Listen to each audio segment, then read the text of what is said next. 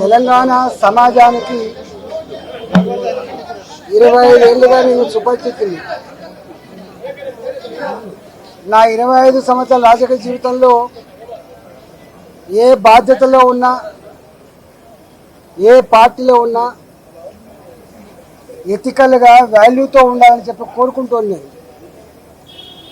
నేను 2014 జూన్ 2వ తారీఖు నాడు తెలంగాణలో ప్రభుత్వం ఏర్పడిన తర్వాత మొట్టమొదటి ఆర్థిక మంత్రిగా పనిచేసిన. 2018 సెప్టెంబర్ వరకు నేను ఈ రాష్ట్రానికి ఆర్థిక మంత్రిగా పనిచేసిన.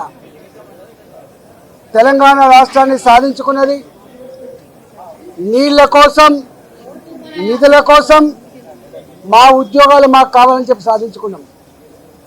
2005లో ఆనాటి ప్రభుత్వం జలయజ్ఞంలో భాగంగా తుమ్మిడిహట్టి చేవెళ్ల ప్రాజెక్టుని ఆనాడు ప్రపోజ్ చేసింది. దాని విలువ 2006 దాని విలువ 16,500 కోట్ల రూపాయలు. తుమ్మిడిహట్టి చేవెళ్ల ప్రాజెక్టు. ఆ తదుపరి 4-5 సంవత్సరాల తర్వాత మళ్ళీ అదే ప్రాజెక్టు 38,000 కోట్ల రూపాయలకు పెంచిండ్రు.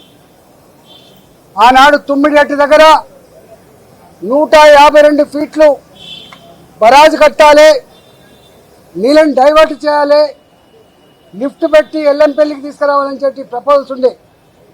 కానీ ఆనాడు మహారాష్ట్ర ప్రభుత్వం అభ్యంతరాలు చెప్పడం వల్ల, ఆనాడు మహారాష్ట్ర భూములు మునుగుతైన నెపంతో ఆనాడు శాంక్చురీ పార్క్ ఉందని చెప్పి ఆనాడు 152 మీటర్ల నుంచి 148 మీటర్లు తగ్గించాలన్నప్పుడు తెలంగాణ అవసరాలకు ఆనాడు ప్రభుత్వం చేపట్టిన ప్రాజెక్టులకి 16,50,000 ఎకరాల నీళ్లు కావాలని, 10 టీఎంసీల నీళ్లు రూరల్ ఏరియాకు తాగునీళ్ల కోసం కావాలని, 30 టీఎంసీల నీళ్లు హైదరాబాద్కు కావాలని, 15 టీఎంసీల నీళ్లు ఇండస్ట్రీస్ కావాలని చెప్పి అయితే కోరిండో అవి ఫుల్ఫిల్ కావు అని చెప్పి CWC report, irrigation department report వచ్చినప్పుడు కేసీఆర్ గారు ఆనాడు ముఖ్యమంత్రిగా ఒక మంత్రివర్గ ఉపసంఘాన్ని వేసిండు.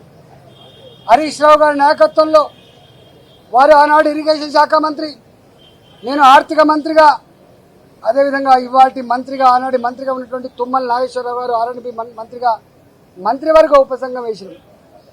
మంత్రివర్గ ఉపసంఘం సిడబ్ల్యూసి రిపోర్ట్లు, ఇరిగేషన్ డిపార్ట్మెంట్ ప్రతిపాదనలు, వాళ్ళ అవసరాలన్నీ కూడా మా ముందుకు పెట్టినప్పుడు మేమన్నాం, ఒకవేళ కనుక ఈ తుమ్మిడిహట్టి చేవెళ్ళ మన అవసరాన్ని తీర్చకపోతే మరో ప్రత్యామ్నాయ మార్గాన్ని అన్వేషించమని చెప్పినప్పుడు వారు అనేక రకాల సర్వేలు చేసి, అది టెక్నికల్ వాళ్ళు కాబట్టి ఇవాళ మేడిగడ్డ, సుందిల్ల, అన్నారం ప్రాజెక్టులకి వాళ్ళు ప్రపోజ్ చేశారు.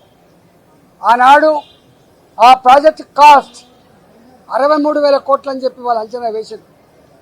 ఆ తదుపరి అనేక పరిణామాలు, అనేక జిల్లాల్లో వచ్చిన డిమాండ్లు, ఇంకా అనేక కొత్త కొత్త ఏరియాకు నీళ్ళు ఇవ్వాలన్నటువంటి రైతుల ఆక్రందనలు, ఉన్న ఇరిగేటెడ్ ఏరియాకు స్టెబిలైజ్ చేయాలన్నటువంటి నిర్ణయాలు, అనేక రకాల నిర్ణయాల వల్ల అది 82,000 కోట్లకు పోయిన మాట వాస్తవం.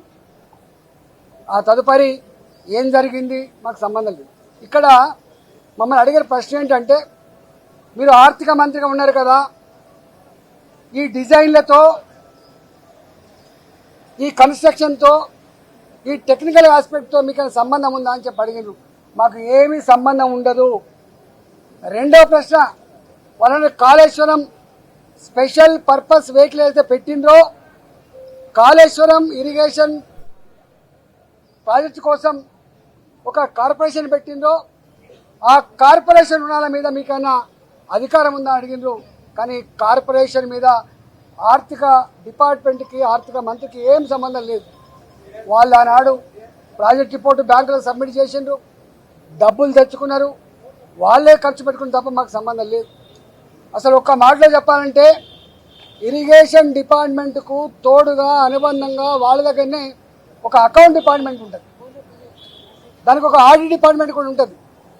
ఆ బిల్లులు మంచా చెడా, పనులు అయినాయా కాలేదా, క్వాంటిటీ ఉందా లేదా, క్వాలిటీ ఉందా లేదా, ఇవన్నీ చెక్ చేసుకోవాల్సింది ఆ ఇరిగేషన్ డిపార్ట్మెంట్ నుండి వాళ్ళ అకౌంట్ సెక్షన్, ఆ తదుపరి ఆడిట్ సెక్షన్ మా దగ్గరికి వస్తుంది.